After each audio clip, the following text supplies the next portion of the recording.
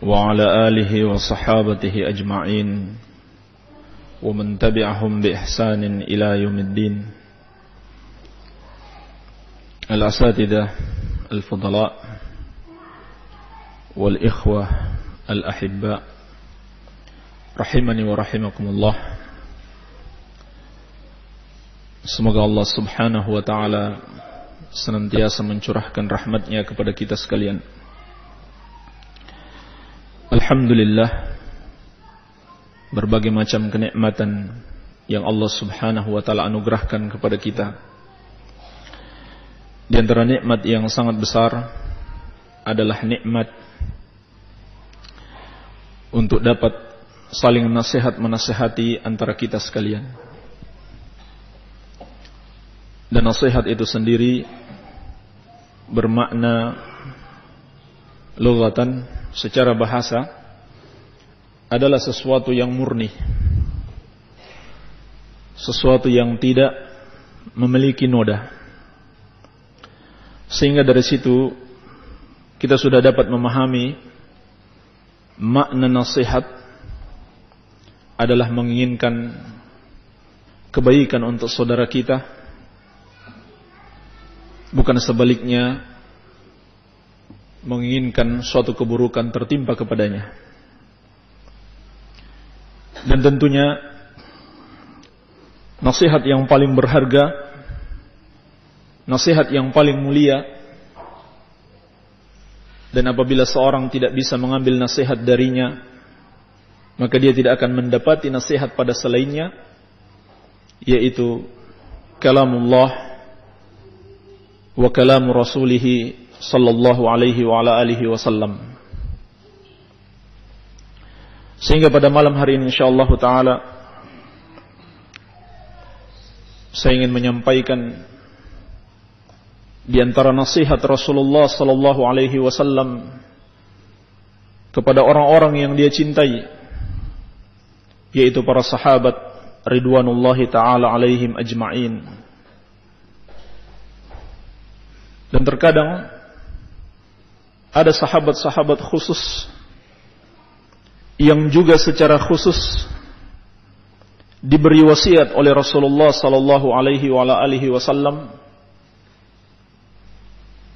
menunjukkan para sahabat tersebut memiliki keutamaan yang sangat khusus, baik dalam pandangan Allah subhanahu wa ta'ala maupun Rasulnya sallallahu alaihi wa alihi wasallam.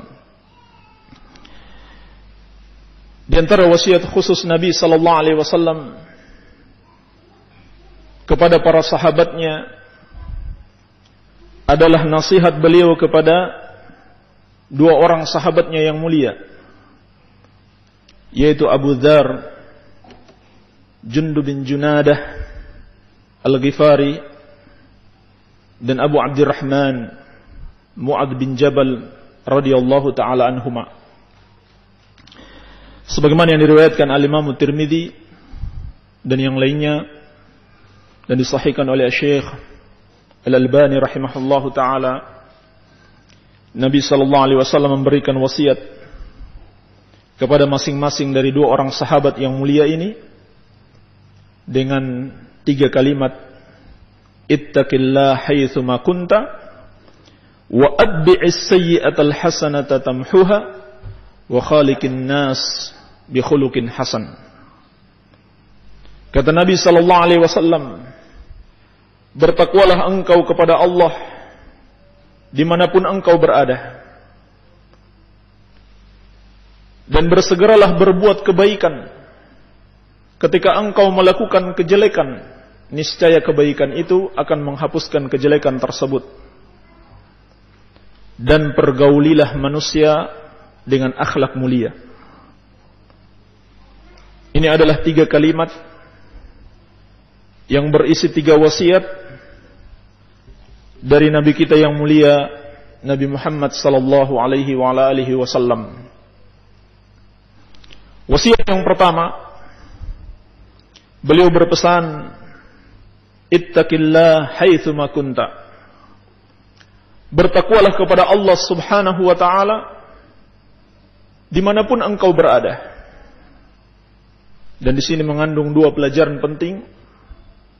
Wasiat untuk takwa, dan takwa itu harus diamalkan oleh seseorang kapan dan dimanapun dia berada. Karena kadang-kadang seseorang bertakwa kepada Allah fil alam, tetapi dia bermaksiat kepada Allah fis sir. Ketika di keramaian dia takwa kepada Allah, ketika dia bersendirian dia bermaksiat kepada Allah Subhanahu wa ta'ala. Dan wasiat takwa adalah wasiat yang senantiasa kita ulang-ulang, yang senantiasa kita dengarkan. Karena memang ini adalah wasiat yang sangat penting sekali, sehingga setiap muslim harus benar-benar memahami hakikat ketakwaan. Para ulama telah menjelaskan ketakwaan dalam berbagai macam ibarat yang kesemuanya mengandung makna yang dalam terhadap takwa. Sahabat yang mulia Abi Hurairah radhiyallahu anhu pernah ditanya tentang apa itu takwa. Maka beliau balik bertanya kepada orang yang bertanya, "Hal akhadta tariqan dha syaukin?" Apakah engkau pernah melewati suatu jalan yang berduri? Qala na'am. Ia mengatakan, iya. Famadha sana'ta? Lalu kata Abu Hurairah, apa yang kamu lakukan? Qala, idza ra'aitu syauka, apabila aku melihat duri, adabtu anhu, aku menghindar darinya. Au jawaztuhu, atau aku melangkahinya. Au qasartu anhu, atau aku tidak jadi melewatinya. Qala zakat taqwa. Kata sahabat yang mulia Abu Hurairah radhiyallahu anhu, itulah ketakwaan.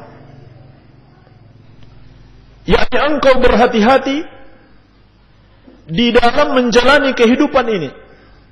Sebab kehidupan ini adalah kehidupan yang penuh dengan cobaan, penuh dengan duri, penuh dengan godaan. Maka engkau harus berhati-hati. Talq bin Habib rahimahullahu ta'ala menjelaskan tentang ketakwaan. Beliau rahimahullah mengatakan, at-taqwa an ta'mala bi ta'atillah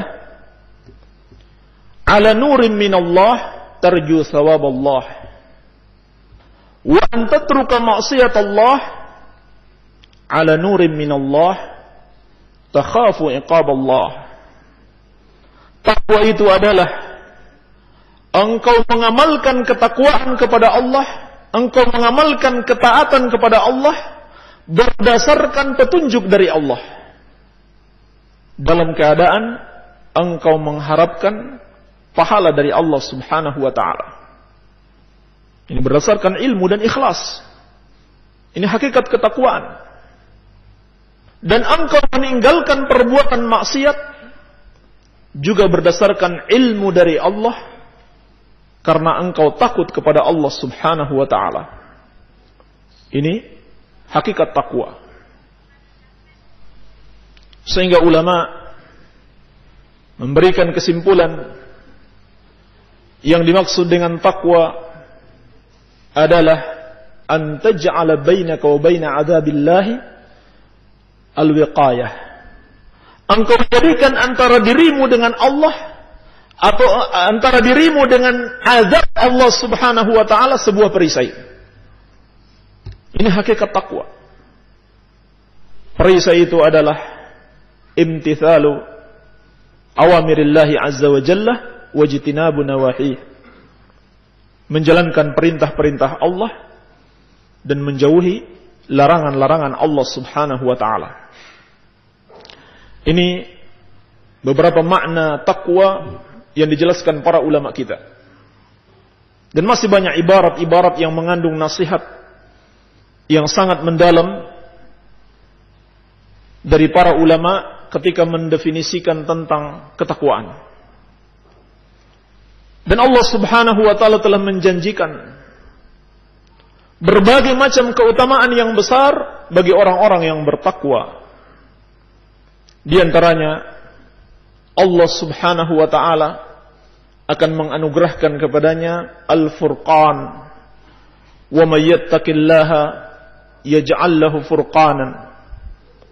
Barang siapa yang bertakwa kepada Allah, maka Allah akan jadikan baginya furqan, pembeda. Syekh Ibnul Utsaimin rahimahullahu taala menjelaskan makna furqan itu mengandung banyak sekali makna. Di antaranya beliau mengatakan Al-Furqan yang dimaksud adalah ilmu. Seorang yang bertakwa kepada Allah akan dianugerahkan ilmu kepadanya. Sebagaimana juga firman Allah, "Wattaqullah wa yu'allimukumullah." Dan bertakwalah kepada Allah, niscaya Allah Subhanahu wa taala akan mengajarimu. Demikian pula seorang akan diberikan pemahaman yang benar. Demikian pula seseorang akan diberikan hafalan yang kuat. Ziyadatul ilmi, ziyadatul fahmi, wa ziyadatul hifdhi. Demikian kata Syekh Ibnu Utsaimin rahimahullah. Seorang yang bertakwa akan diberikan tambahan ilmu, tambahan pemahaman, dan tambahan hafalan. Melebihi orang-orang yang tidak bertakwa. Sehingga kadang-kadang kita melihat ada dua orang yang memiliki hafalan yang sama tapi pemahamannya berbeda. Dari satu ayat, orang pertama dapat mengeluarkan 4 pelajaran saja. Orang kedua mungkin 10 pelajaran yang bisa dia petik dari satu ayat. Dari mana dia dapati? Dari ketakwaan kepada Allah Subhanahu wa ta'ala. Termasuk yang dikatakan oleh Syekh, dia akan diberikan al-firasah as-sadiqah, firasat yang benar, yaitu kemampuan untuk mengenali seseorang. Apakah orang itu orang yang baik atau orang yang jelek. Demikian pula kata Syekh, masuk dalam makna furqan, in tattaqullaha yaj'al lakum furqana, adalah karamah. Karamah yang Allah akan berikan kepada seorang hamba karena ketakwaannya. Sebagaimana yang Allah berikan kepada para sahabat wat tabi'in, berbagai macam bentuk karamah karena ketakwaan mereka kepada Allah Subhanahu wa ta'ala. Maka ini wasiat yang pertama. Dan perlu selalu kita camkan, Nabi sallallahu alaihi wasallam menguatkan wasiatnya ini dengan kalimat haitsu ma kunta. Kapan dan dimanapun engkau berada. Sehingga jangan sampai kita hanya bertakwa kepada Allah di depan manusia, tetapi di belakang mereka kita berani berbuat maksiat kepada Allah Subhanahu wa ta'ala. Apalagi di zaman ini memang sengaja diciptakan tempat-tempat privasi untuk berbuat maksiat. Bahkan dengan modal uang 3.000, sewa warnet 1 jam, tempatnya sudah sangat privasi. Dalam satu kamar seorang bisa melakukan berbagai macam kemaksiatan. Sehingga Nabi sallallahu alaihi wasallam mengingatkan kita untuk bertakwa kepada Allah dimanapun kita berada, kapanpun kita berada, di tengah-tengah manusia maupun ketika bersendirian. Dan ketahuilah ikhwani fid din, rahimani wa rahimakumullah, seseorang itu apabila dia bertakwa kepada Allah hanya di depan manusia, hanya di depan orang-orang yang beriman, atau hanya di depan ikhwan salafiyin, hanya di depan talabatul ilm, atau hanya di depan ustadznya, sungguh Allah Subhanahu wa ta'ala akan membongkar aib-aibnya yang perlu dia khawatirkan. Berkata sahabat yang mulia Abdullah bin Mas'ud radhiyallahu anhu, "Ma asarra 'abdun sariratan illa albasahu Allahu rida'ahu 'alaniyatan, in khairan fa khairun wa in syarran fa syarrun." Tidaklah seorang hamba menyembunyikan sesuatu kecuali Allah Subhanahu wa ta'ala akan menampakkannya.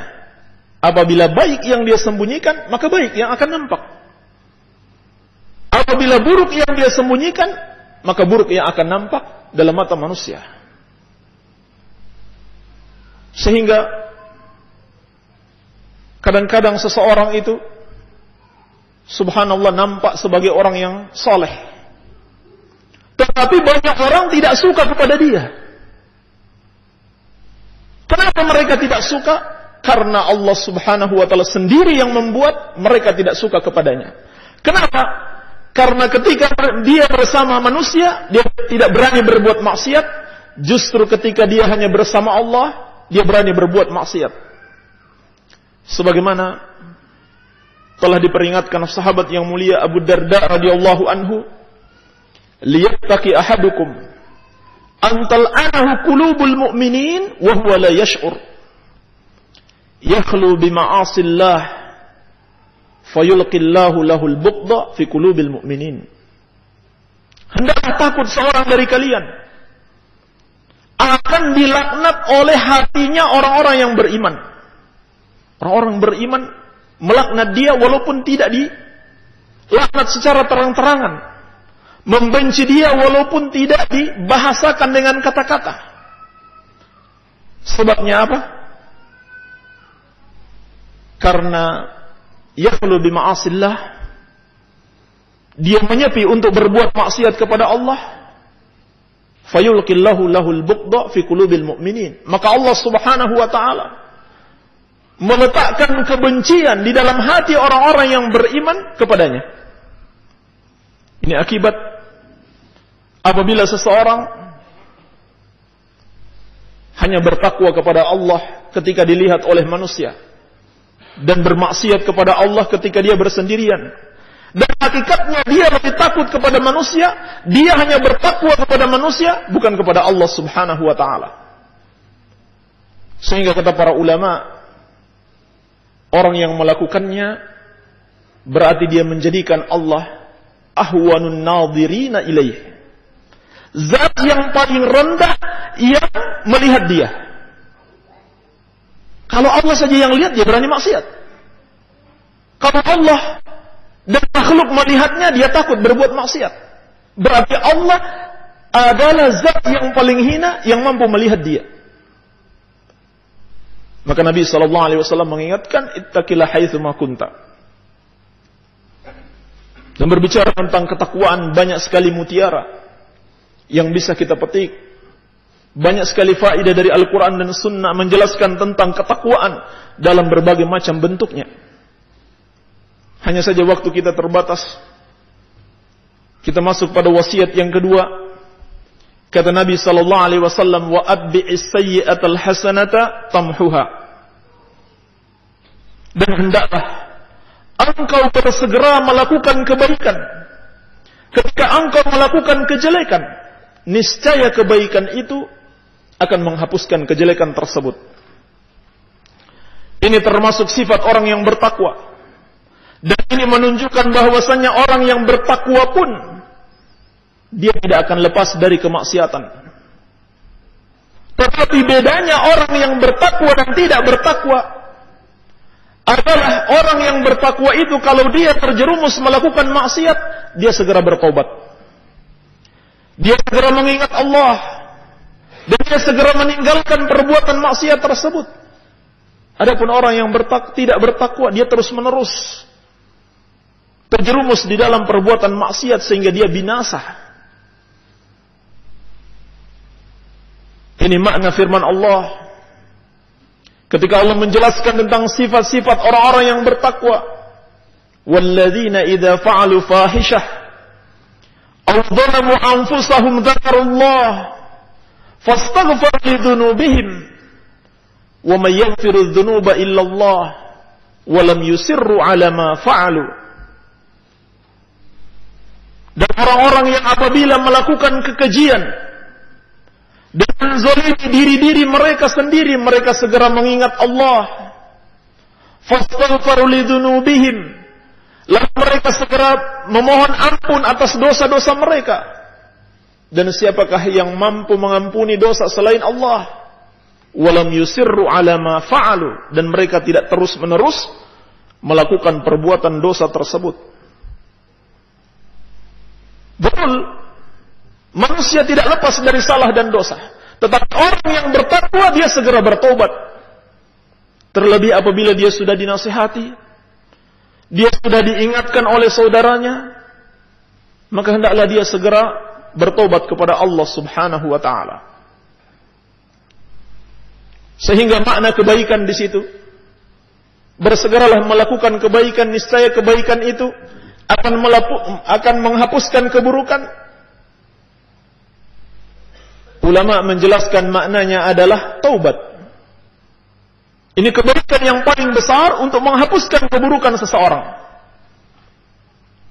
Walaupun maknanya juga mencakup makna yang umum, yang lebih luas, yakni seluruh kebaikan.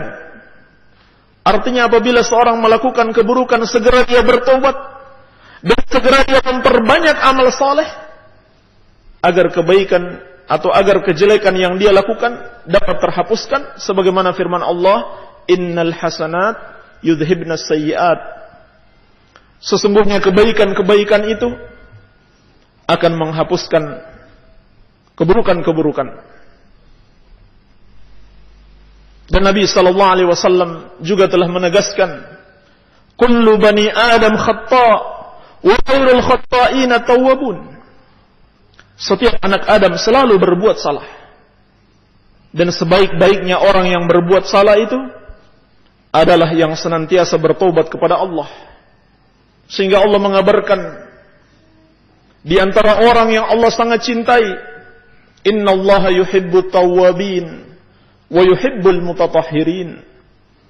Sesungguhnya Allah mencintai orang-orang yang senantiasa bertobat kepadanya dan senantiasa menyucikan dirinya, baik menyucikan diri dari kotoran-kotoran yang zahir maupun kotoran-kotoran yang batin. Wasiat yang ketiga, kata Nabi sallallahu alaihi wasallam, wa khaliqin nas bi khuluqin hasan. Dan pergaulilah manusia dengan akhlak yang mulia. Subhanallah, kalau kita cermati hadis ini, sebetulnya mempergauli manusia dengan akhlak mulia bagian dari ketakwaan. Kenapa? Rasulullah SAW perlu menyebutkan akhlak mulia pada poin tersendiri. Bukankah bagian dari ketakwaan kepada Allah juga harus berlaku baik kepada manusia, berakhlak baik kepada kaum mukminin? Ulama menjelaskan hal itu menunjukkan pentingnya akhlak mulia dan pentingnya untuk meluruskan kesalahpahaman. Jangan sampai orang mengira ketakwaan itu hanya menunaikan hak Allah tanpa menunaikan hak-hak makhluknya. Al-Hafidh Ibn Rajab Al-Hambali rahimahullah fi kitabih Nafis Jami'ul Ulumi wal Hikam menjelaskan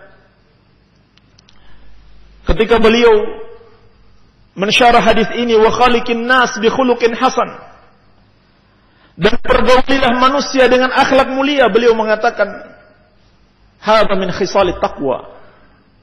Akhlak mulia bagian dari ketakwaan. Wa la tatimmu taqwa illa bihi, dan tidak akan sempurna ketakwaan kecuali dengannya. Wa inna ma afradahu bidzikri lil hajati ila bayanih. Akan tetapi Nabi sallallahu alaihi wasallam menyebutkannya secara tersendiri karena ada suatu keperluan untuk dijelaskan secara khusus. Fa inna katsiran minan nas yadhunnu anna taqwa hiyal qiyam bihaqqillah duna huquqi ibadih. Karena kebanyakan manusia, kata beliau, menyangka bahwasannya ketakwaan itu hanyalah menunaikan hak Allah tanpa menunaikan hak-haknya para hamba. Beliau katakan demikian berarti sudah terjadi. Itu di zaman beliau. Terlebih lagi di zaman ini. Fanassalahu 'ala al-amri bi ihsanil 'ishra lin-nas. Maka Nabi sallallahu alaihi wasallam perlu menyebutkan perintah untuk berlaku baik kepada manusia. Dan secara khusus Al-Hafidz Ibn Rajab Al-Hambali rahimahullah menjelaskan kenyataan ini yang terjadi di zaman beliau. Kata beliau rahimahullah,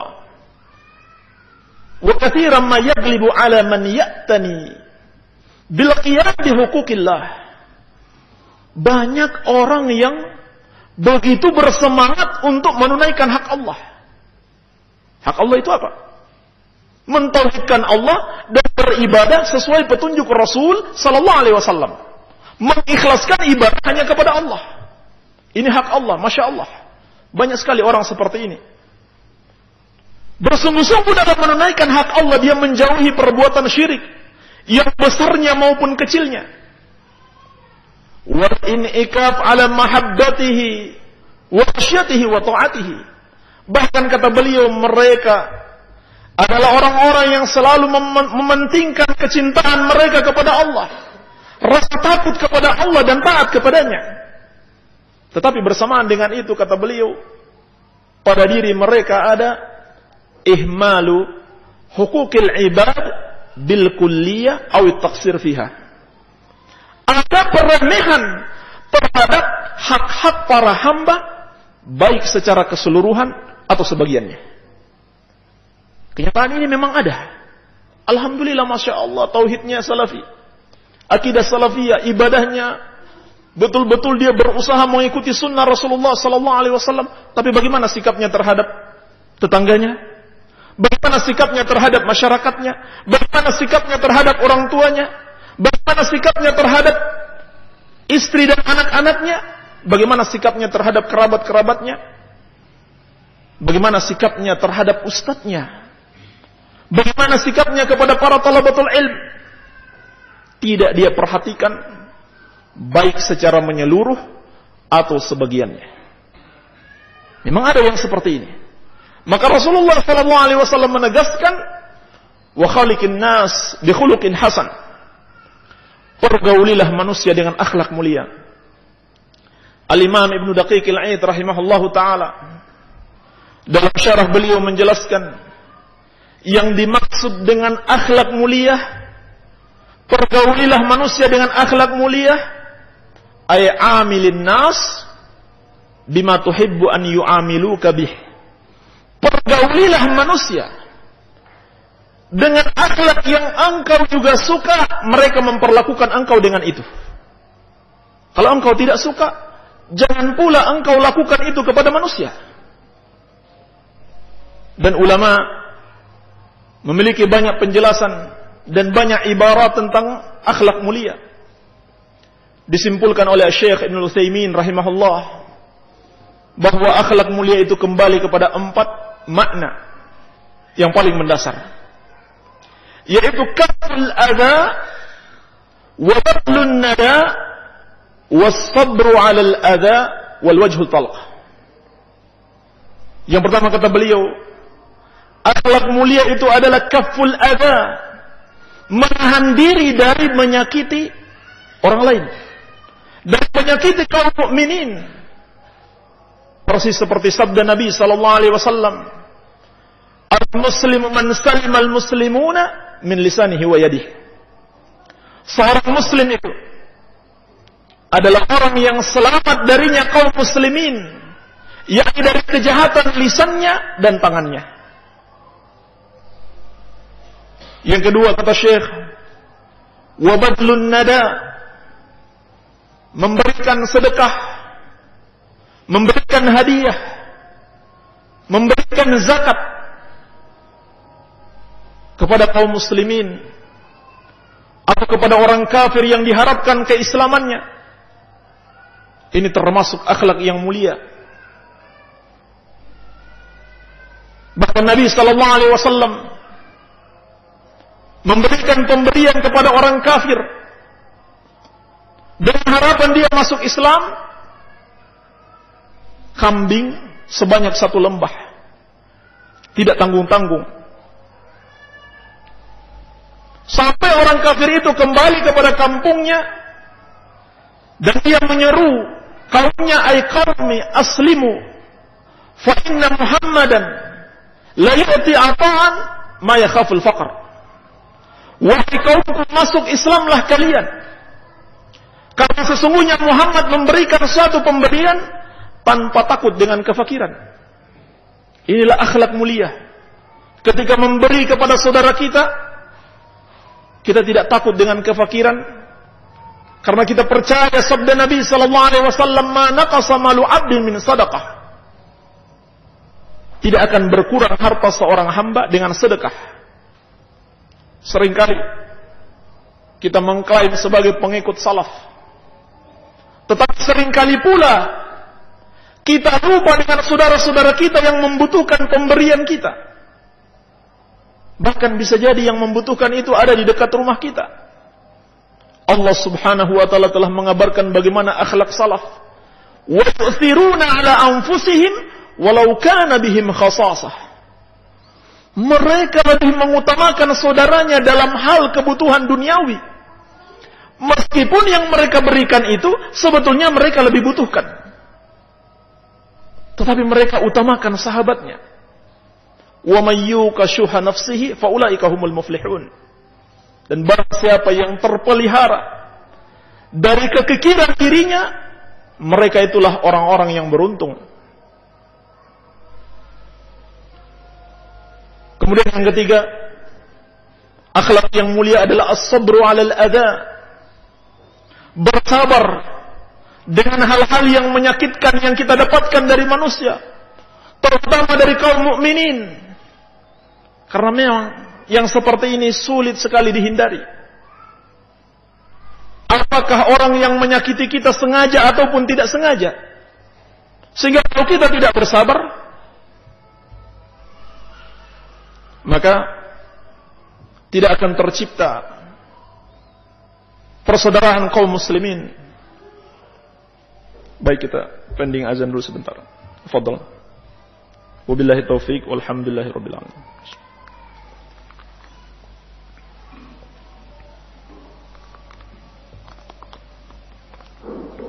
Wassalatu wassalamu ala rasulillahi amma ba'd. Tersisa sedikit penjelasan tentang akhlak mulia. Kata Syekh Ibnu Utsaimin rahimahullah, akhlak mulia yang ketiga adalah as-sabru 'alal adha. Bersabar dari hal-hal yang menyakitkan yang kita dapati dari manusia. Dan ini sifat orang-orang yang bertakwa yang Allah jelaskan dalam Al-Qur'an. Wal kadhibina al-ghaidh wal 'afina 'anil nas. Dan orang-orang yang menahan marahnya dan memaafkan manusia. Sehingga seorang sahabat datang kepada Rasulullah sallallahu alaihi wasallam dan meminta wasiat. Ausina, berikanlah wasiat kepada kami ya Rasulullah. Maka Nabi sallallahu alaihi wasallam hanya mengatakan kepadanya, la taqdab, jangan kamu marah. Faraddada miraran qala la taqdab. Berulang-ulang dia minta, ya Rasulullah berikan wasiat. Tambah lagi wasiatnya. Nabi sallallahu alaihi wasallam tidak menambah wasiat apa-apa selain la taqdab, jangan kamu marah. Maksudnya kata para ulama ada dua makna. Yakni hilangkan sifat marahmu, atau makna yang kedua, ketika engkau marah, janganlah melakukan atau melampiaskan amarahmu dalam perkara yang bertentangan dengan syariat. Sehingga perlu yang namanya kesabaran di dalam bergaul dengan manusia. Dan yang keempat, kata Syekh, al-wajhul talq, wajah yang berseri-seri, wajah yang enak dipandang ketika kita bertemu saudara kita. Ini subhanallah, jangan kita anggap remeh. Ini akhlak yang mulia. Karena dengan menunjukkan wajah yang berseri-seri kepada saudara kita ketika kita berjumpa dengannya, akan semakin mengokohkan persaudaraan antara kaum muslimin. Dan persaudaraan itu adalah sebuah kenikmatan. Wadhkuru ni'matallahi 'alaikum idh kuntum a'da'an fa'alafa baina qulubikum fa'asbahtum bi ni'matihi ikhwana. Allah mengingatkan, ingatlah nikmat Allah atas kalian ketika dulu kalian saling bermusuhan. Lalu dengan nikmat Allah tersebut Allah ikat hati-hati kalian, Allah persatukan hati kalian di dalam iman. Maka jadilah kalian dengan nikmat tersebut ikhwanan, orang-orang yang bersaudara. Maka kita tidak boleh menyepelekan hal-hal yang dapat menguatkan persaudaraan. Sehingga kita juga harus menghindari hal-hal yang dapat meretakkan ikatan persaudaraan. Nabi sallallahu alaihi wasallam mengingatkan, la tahkiranna minal ma'rufi syai'an walau an talqa akhaka biwajhin talqin. Janganlah engkau menganggap remeh perbuatan kebaikan sedikit pun, meskipun dengan hanya berwajah manis, berwajah ramah ketika engkau bertemu saudaramu. Sehingga termasuk kejahatan yang besar, termasuk orang yang melanggar akhlak mulia, tidak mentaati wasiat Allah Subhanahu wa taala dan Rasulnya, adalah orang-orang yang tidak berusaha menjaga tali persaudaraan, malah sebaliknya mereka berusaha untuk mengoyak persatuan.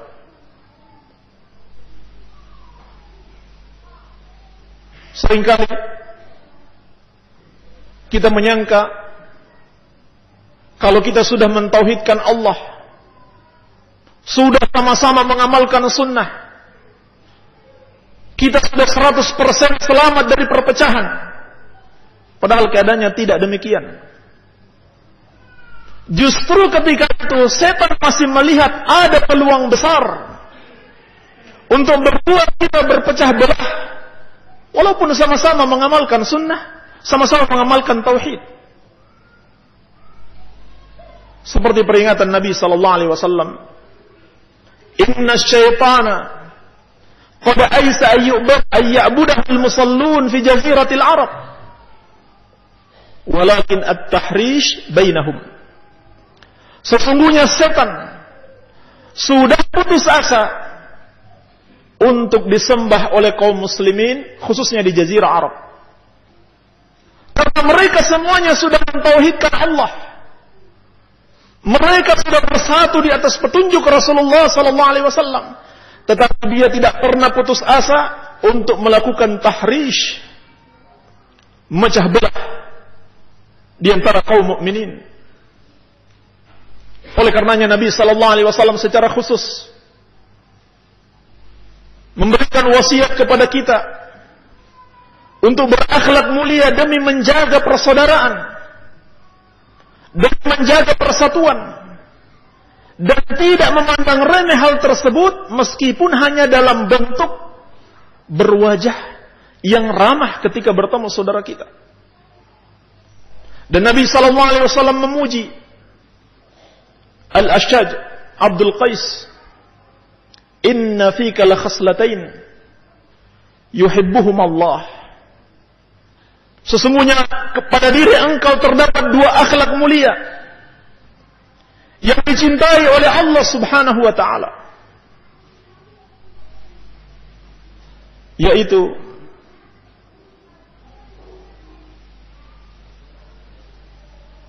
menahan diri atau lemah lembut, ar-rifqu wal anah, lemah lembut kepada saudaramu dan menahan diri di dalam menyikapi suatu permasalahan.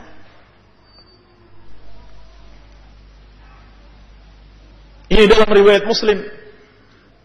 Dalam riwayat Abu Daud, Al-Ashad bertanya kepada Nabi sallallahu alaihi wasallam, "Ya Rasulullah, apakah dua akhlak mulia ini adalah sesuatu yang aku usahakan ataukah pemberian Allah Subhanahu wa taala, yaitu ar-rifqu wal anah, berlaku lemah lembut dan menahan diri dalam menyikapi suatu permasalahan?" Maka Nabi sallallahu alaihi wasallam mengatakan, bahkan keduanya adalah sesuatu yang telah Allah ciptakan untukmu. Maka dia mengatakan, segala puji bagi Allah yang telah menciptakan aku dengan dua akhlak yang dicintai oleh Allah dan Rasulnya. Al-Hafidh Ibnu Hajar rahimahullahu ta'ala menjelaskan, di antara faidah penting di dalam hadis ini adalah akhlak itu ada yang muktasab dan ada yang jabali. Ada yang harus kita usahakan dan ada yang sudah Allah ciptakan. Alhamdulillah kita memiliki akhlak tersebut. Artinya ada sebagian akhlak yang harus kita berusaha agar ada dalam diri kita, agar terrealisasikan dalam diri kita. Kalau kita adalah orang yang kasar, maka kita berusaha untuk berlaku lemah lembut. Kalau kita adalah orang yang reaksioner, datang setiap berita kita sebarkan, datang suatu masalah langsung kita hadapi dengan berbagai macam keterbatasan yang ada pada diri kita, maka kita usahakan, kita tundukkan diri kita untuk bersikap menahan diri. Seperti pujian Nabi sallallahu alaihi wasallam kepada Al-Ashaj Abdul Qais radhiyallahu anhu. Dan secara khusus adab yang mulia ini telah Allah Subhanahu wa taala ingatkan di dalam Al-Qur'an, dan untuk menjaga persatuan kaum muslimin dan untuk menjaga ukhuwah di tengah-tengah kaum muslimin. Di dalam firman-Nya, "Wa idza ja'ahum amrun minal amni awil khawfi adza'u bih walau radduhu ila ar-rasuli wa ila ulil amri minhum la'alimahu alladhina yastanbitunahu minhum." Dan apabila datang kepada mereka suatu berita tentang keamanan dan ketakutan, maka mereka langsung menyebarkan berita tersebut. Andaikan mereka kembalikan kepada Rasul dan kepada orang-orang yang berilmu di antara mereka, niscaya orang yang mau mencari kebenaran itu, dia akan dapatkan al-haq. Dia akan dapatkan bagaimana sebenarnya harus bersikap menghadapi berita tersebut. Tetapi ketika datang kepada mereka berbagai macam berita dan mereka langsung bersikap tanpa mengembalikannya kepada Rasul dan ulil amr, terjadilah berbagai macam permasalahan. Terjadilah perpecahan dan kegoncangan di tengah-tengah kaum muslimin. Al-Syekh Al-Allamah Abdurrahman bin Nasir As-Sa'di rahimahullah dalam tafsir beliau menjelaskan, di dalam ayat ini terdapat dua faidah penting. Faidah yang pertama, di dalam ayat ini terdapat ta'dibun minallahi subhanahu lil ibad, pendidikan akhlak dari Allah Subhanahu wa ta'ala untuk hamba-hambanya. itu apabila datang kepada mereka suatu berita, yang berita itu apabila dibicarakan akan menyebabkan kegoncangan, akan menyebabkan perpecahan, akan menyebabkan fitnah di tengah-tengah kaum muslimin, jangan mereka langsung menyebarkannya. Apa yang harus mereka lakukan? Kembalikan kepada ahlul ilm. Dan ini merupakan prinsip ahlus sunnah wal jamaah yang sayang sekali sudah banyak ditinggalkan oleh sebagian orang yang mengaku ahlus sunnah. Ulama menjelaskan, ar-ruju' ila ahlil ilm indal fitan, kembali kepada ahlul ilmi ketika menghadapi suatu fitnah. Apakah fitnah perpecahan atau berbagai macam kebid'ahan di tengah-tengah umat manusia, maka hendaklah kembalikan kepada ahlul ilm. Kembalikan kepada orang-orang yang berilmu. Hari ini Masya Allah, setiap datang berita satu fitnah, datang berita satu kejadian, setiap orang merasa berhak untuk berbicara. Padahal mereka tidak sadar, ucapan mereka justru membuat fitnah itu semakin berkobar, membuat fitnah itu semakin besar. Karena mereka tinggalkan pendidikan adab dari Allah Subhanahu wa ta'ala. Ini faidah yang pertama. Faidah yang kedua, kata Syekh, di dalam ayat ini terdapat qaidatun adabiyah, kaidah di dalam adab atau dalam akhlak. Apabila terjadi suatu pembahasan di dalam masalah tertentu, maka serahkan kepada ahlinya. Yang tidak mengerti masalahnya, diam. Jangan bicara. Kalau kamu bicara, sadar atau tidak sadar, suka atau tidak suka, maka kamu hanya memperbesar masalah, mengobarkan fitnah lebih besar. Karena kamu jahil, karena kamu bodoh. Kewajiban kamu sebagai orang yang bodoh adalah diam. Serahkan kepada orang-orang yang berilmu. Maka wasiat ini dari Allah dan Rasulnya mudah-mudahan menjadi renungan kita bersama. Jangan-jangan kita telah melanggarnya selama ini. Jangan-jangan terjadinya permusuhan, terjadinya kebencian antara kita karena memang kita sudah melanggar wasiat-wasiat ini. Jangan-jangan kita sudah seperti yang dikatakan oleh Al-Hafidz Ibn Rajab yang tadi, orang-orang di zaman beliau yang begitu memperhatikan hak Allah, bersamaan dengan itu terdapat pada dirinya ihmalu hukukil ibad bil kulliyah aw at-taqsir fiha, meremehkan hak-hak para hamba baik secara keseluruhan ataupun sebagiannya.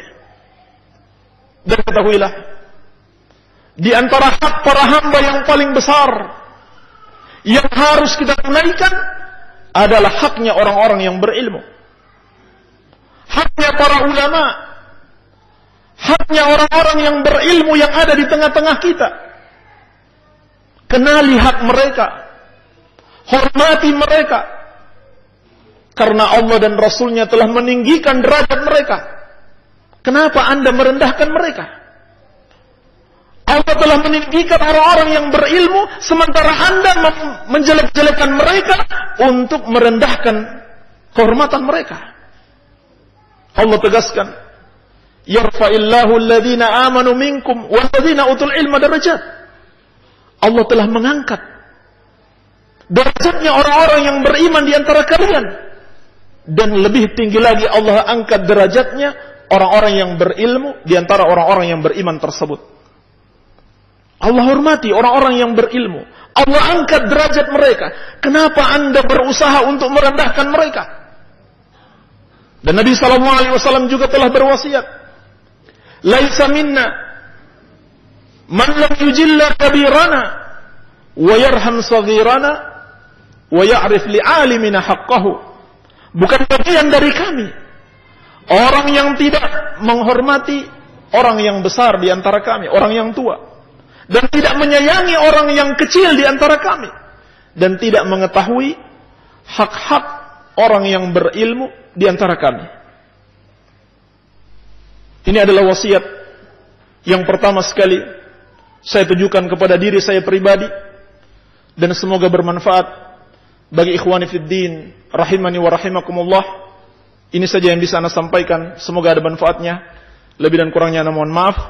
Subhanakallahumma wa bihamdika asyhadu an la ilaha illa anta astaghfiruka wa atubu ilaik. Wa sallallahu ala nabiyyina Muhammadin wa alihi wa sallam. Wa akhiru da'wana anil hamdulillahi rabbil alamin.